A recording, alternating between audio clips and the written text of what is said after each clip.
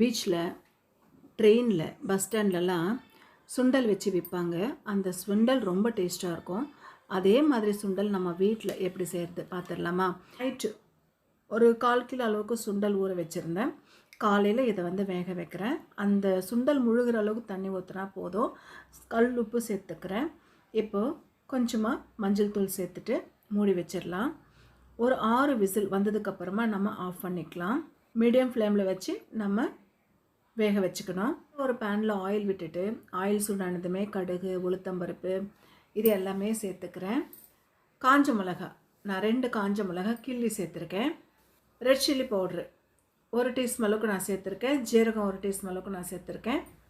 கறிவேப்பிலை சேர்த்துக்கிறேன். கொத்தமல்லி சேர்த்துருக்கேன்.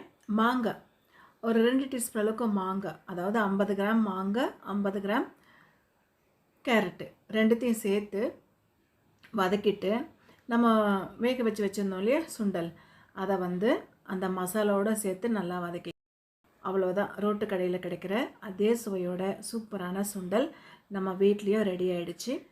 இதே மாதிரி செய்து பார்த்துட்டு எப்படி வந்திருக்கு சொல்லுங்கள்.